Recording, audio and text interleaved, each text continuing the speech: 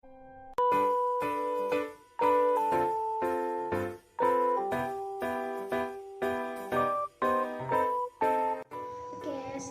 warahmatullahi wabarakatuh. Saya atas nama Radiatul Amalul Mutmainah dari Universitas Muhammadiyah Makassar, Fakultas Ekonomi dan Bisnis, jurusan Akuntansi.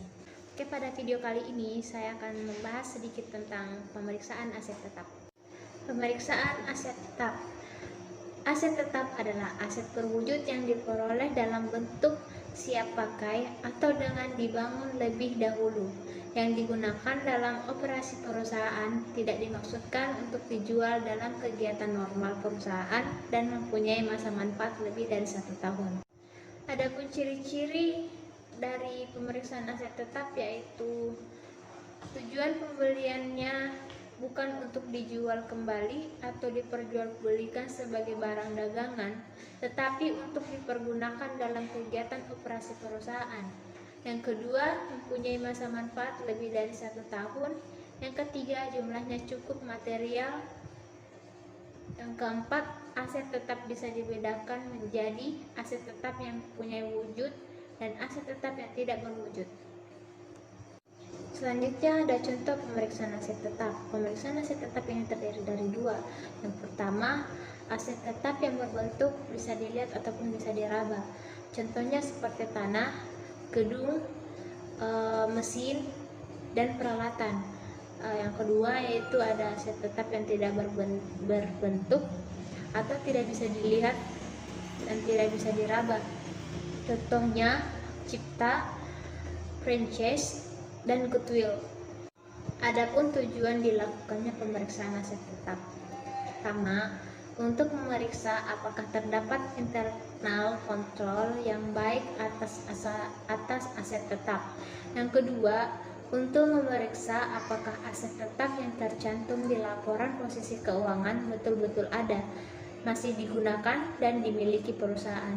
Yang ketiga, untuk memeriksa apakah penambahan aset tetap dalam tahun berjalan betul-betul merupakan suatu capital expenditure, diotorisasi oleh pejabat perusahaan yang berwenang, didukung oleh bukti yang lengkap dan dicatat dengan benar.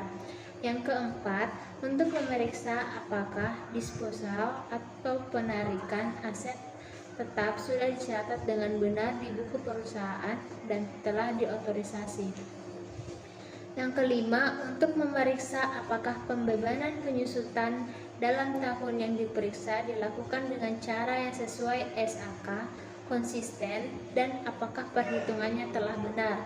Yang keenam, untuk memeriksa apakah ada aset tetap yang dijadikan sebagai jaminan. Yang ketujuh, untuk memeriksa apakah penyajian aset tetap dalam laporan keuangan sesuai dengan standar akuntansi keuangan di Indonesia.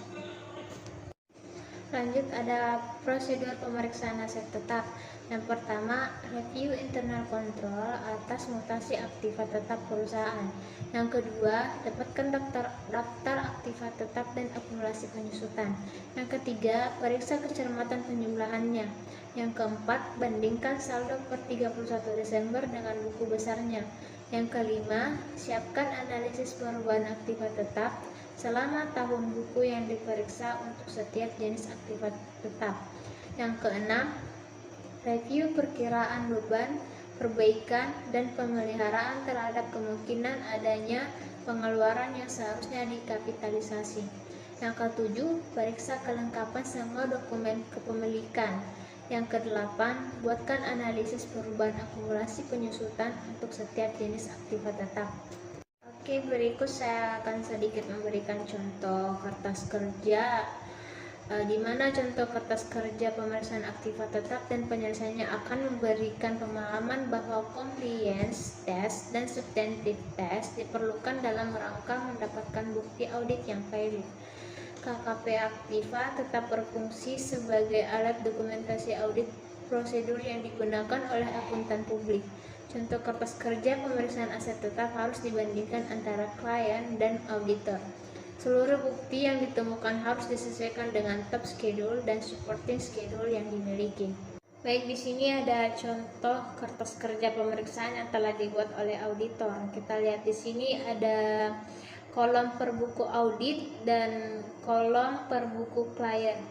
Di sini jumlah di kolom per buku audit ini ada Rp32.608.90 dan di jumlah buku per buku klien itu ada Rp2.608.090. Ini terjadi, kita lihat ya, terjadi selisih, maka nanti kita akan kurangkan. Lalu kita buatkan jurnal